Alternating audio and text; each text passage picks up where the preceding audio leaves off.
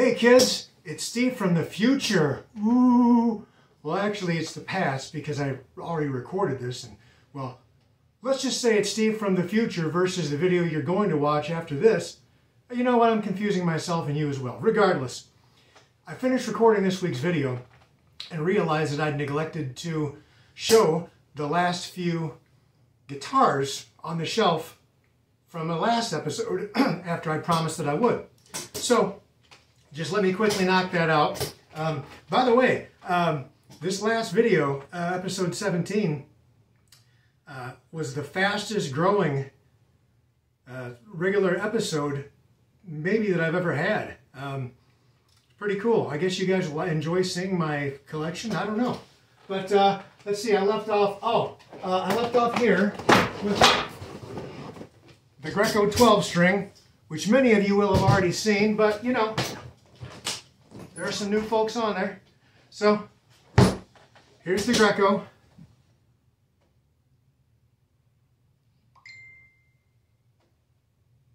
Ignore the phone. It's an extremely nice replica of a Rickenbacker 360-12 WB, made by Greco in 1988. Those of you that don't already know, I actually sold my genuine Rickenbacker 370-12 WB because I liked this better, and because I made such an enormous profit off the real Rickenbacker, I couldn't see any point in keeping both, and I invested the money from the Rickenbacker into more guitars. In fact, a few that I got specifically to review on the show for y'all. So anyway, yeah, my Greco, my primary 12-string instrument. And I get people literally messaging me at least once a month asking me if I ever want to sell this thing. And of course, no, not at all, not at all. And that includes you, McWilliams. Next up, in this Yamaha case, it's one of my bigger regrets. I mean, I guess I don't regret the fact that I prevented one of you from making this mistake. Maybe it was my civic duty. But it's the Rickenbacker 360F. Looks nice. That's about all more I can say for it. Sounds atrocious. Plays like a dog. Eventually I'll probably put some work into it just to try to make it passably playable. I don't know.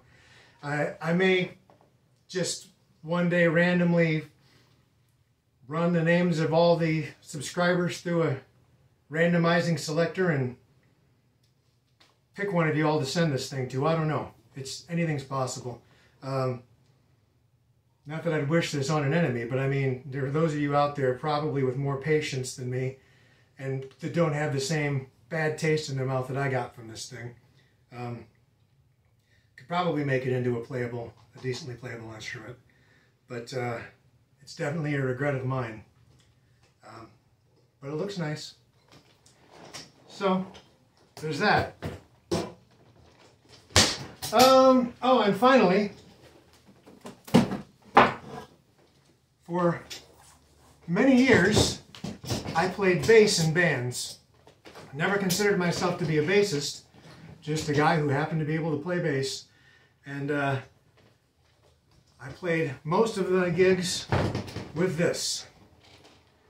This is a 1980-ish Hondo Longhorn made by Takai. It's, at least in shape, a copy of a Dan Electro, although it's in no way anything close to the construction of a Dan Electro. For a start, this is a solid wood body. It weighs a ton. I never realized how heavy this was. I haven't used it in a while. It's got DiMarzio P-bass pickups, original. Brass bridge, original. Everything on this is original. A huge gain boost switch.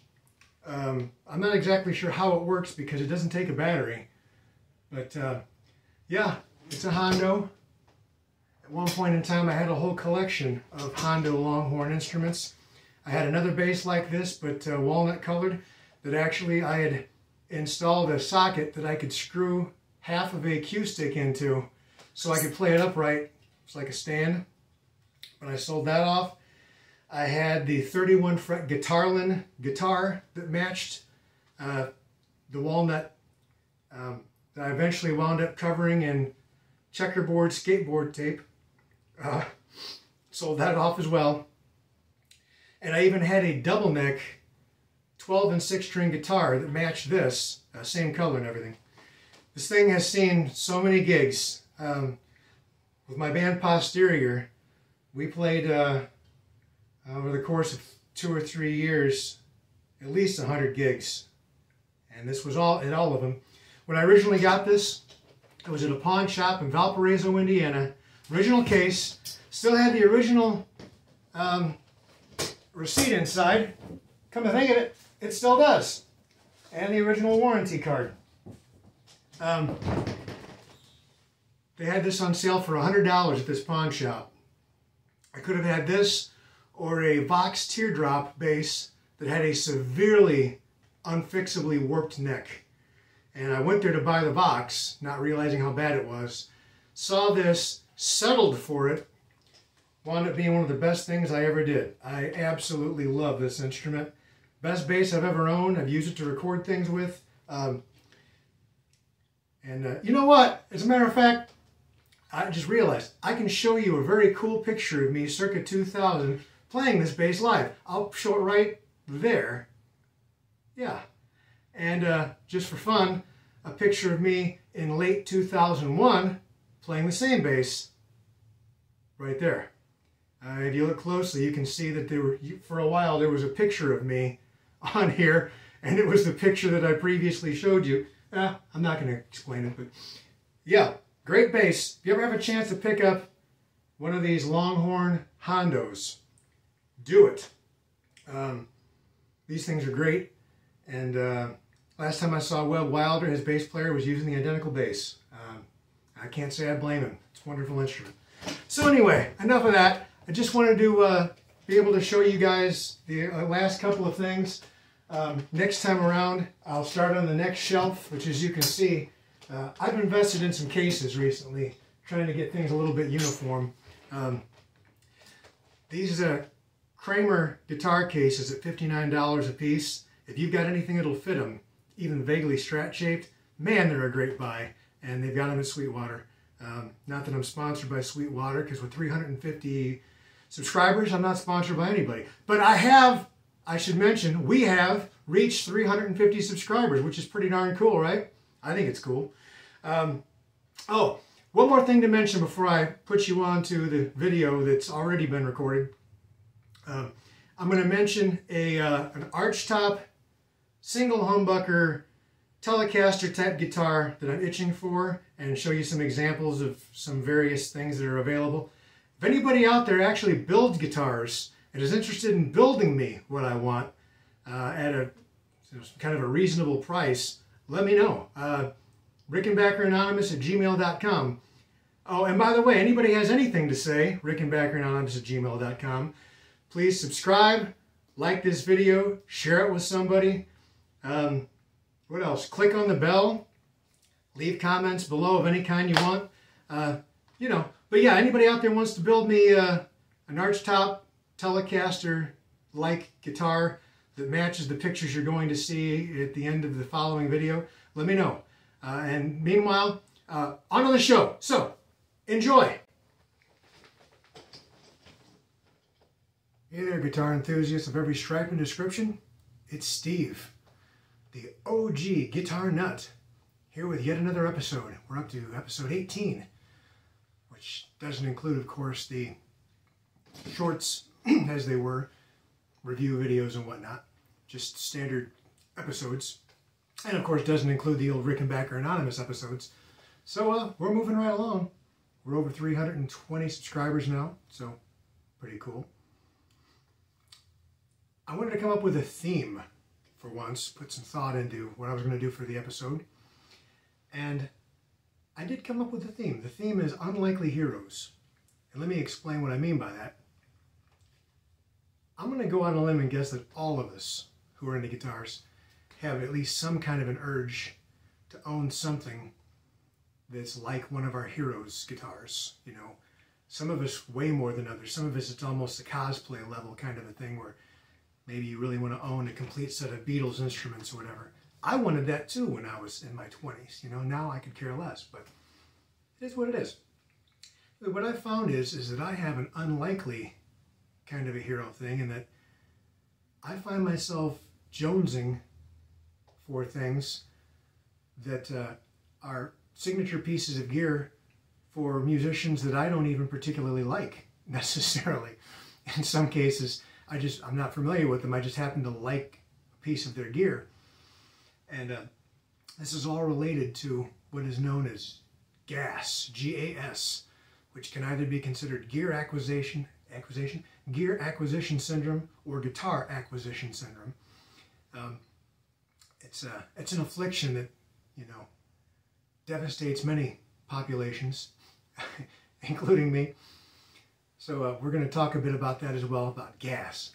But first, let me say, as far as the unlikely heroes thing, just as an example, so you can understand what I'm talking about, I string a lot of my guitars, especially anything 25-inch scale or less, with these sets of Zakk Wylde 10 to 60 strings. So we're talking a really big hootin' low E string, and it goes down to a 10, which is kind of a standard. So light top, very heavy bottom.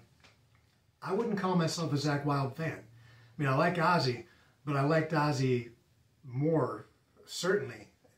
The only Ozzy I've ever owned was back in the Randy Rhoads days, and then in the J.K. Lee days. I'm a big fan of J.K. Lee. He's a fantastic guitar player. But nothing against Zakk. It's just, maybe I was just too old by the time Zakk came on board. I don't know what, but regardless, I love his strings, so I use those. So that's one example. Another example might be my beloved Gibson Les Paul. Now granted, this doesn't look as much like what it was supposed to as it was supposed to. This is quite red, but this was supposed to be an oxblood, nearly brown, sort of a homage to Jeff Beck's famous, I believe it was his blow-by-blow guitar. And I'm not that big of a Jeff Beck fan. Like, I couldn't play any of his songs, for instance. I never learned any. I do own several CDs of Jeff Beck, you know, albums, but I wouldn't call myself a big fan. There's certainly other guitar players I'm more fond of. But I always had a special fondness for the look of that particular Les Paul, which wound up being, I believe, it was a 54. And tried to have one made to match it. They failed insofar as it doesn't look exactly like the real thing, but they succeeded in the fact that I love this guitar, so I guess it doesn't much matter. Now, in a similar vein, I find myself falling down rabbit holes, you know, kind of guitar adjacent. 10 years ago, it was discovering the plectrum guitar, a 4-string long-scale guitar tuned to open G like a 4-string banjo. And it revived, rekindled my zest for playing. And I'm so glad that it happened. And it was very beneficial to me. Well, 10 years on, I found the same thing happen to me with baritone guitars, which I've talked a lot about on this channel lately. But in the processes of that, I found myself falling down yet another adjacent rabbit hole. I'm sure most of you out there remember the band, the 90s new metal band, Limp Bizkit. I was never a fan. I can only name one of their songs, Nookie, which was their big hit. But their guitar player, Wes Borland, I've watched lots of interviews with him and things. The guy's kind of brilliant.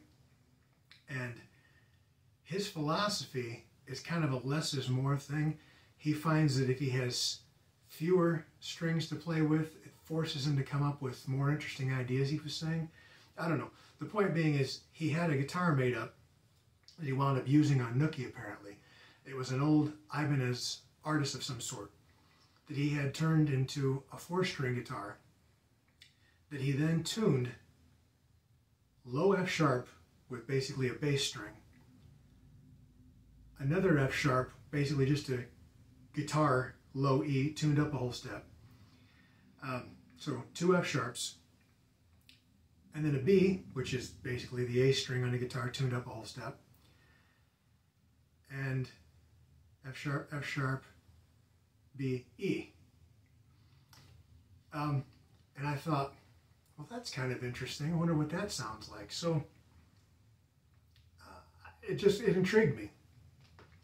So it turned out that I had forgotten I even had this thing, to give you an idea of just how much junk I have laying around here. I had this old Ibanez micro bass that I actually bought my daughter for her 5th winter holiday, let's say. And she never learned how to play it. I mean, she actually did learn a couple of little things back in the day, but it's been sitting in the closet ever since. And it occurred to me that, you know, the 28-inch scale of one of these things would really lend itself to that Wes Borland guitar tuning thing. So I took the strings off, except for the low E string, restrung it so that it has a bass string and 3 guitar strings. I wanted to find out what Wes was on about. So I strung one up like this, plugged it in,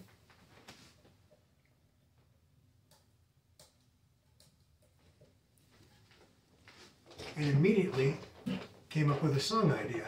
And since then I've been kind of really getting into this thing. So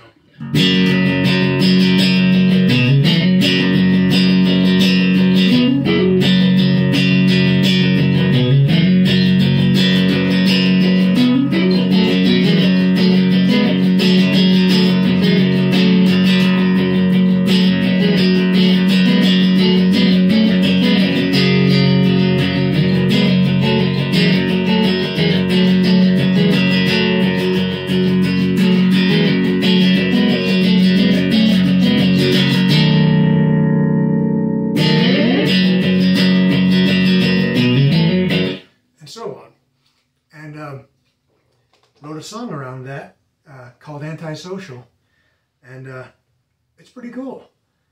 And so I came to find out that Wes not only used F sharp, B, E, but he also had a higher tuned version that was A, D, F sharp? No, I don't remember. Regardless, I found another one of these micro basses and tuned it to the A tuning as opposed to the F sharp tuning, and started writing on that as well. So, not a big Limp Bizkit fan, don't know much about Wes Borland, but certainly interested in his instruments, his ideas. So, more to that end, and this is where the G.A.S comes in, the guitar acquisition syndrome. Also back in the 90s, maybe into the 2000s, I don't exactly remember, I've always been a very avid reader of guitar magazines. And I remember there was a band out called Coal Chamber. And again, I can remember one of their songs, and it was called Loco. I was never a fan of the band, but I remember seeing their guitar player, Migs Rascon, with this extremely cool, basically a Telecaster, made by BC Rich. And it was flat black, had an arch top, and a 3-on-a-side headstock. I remember seeing this iconic picture of him in ads. It's this picture right here. And always thinking, boy, that was a cool guitar. Someday I wouldn't mind having something like that. Well, for some reason, recently a Coal Chamber song came up in a shuffle list when I was listening to music on my Alexa downstairs. And it got me to thinking about that guitar again for some reason. So I did a little research and found out that there was indeed a Migs Rascon model BC Rich guitar made. They only made a few, rare as hen's teeth, and no one that has them wants to get rid of one. Not that I need another guitar anyway, right? But, enough said. So, my latest obsession, if you will, has been finding a guitar similar to the Meigs Rascon BC Rich Telecaster thing. So I have been doing a little research, and I found out that there's a company called Jericho that offers something kind of similar that looks like this. It sells for only $1,000. Only. It's a good bit of money. So that was kind of neat. And then more recently, I saw that LTD, the more affordable wing of the ESP guitar company, is offering something called the TE201, which looks like this.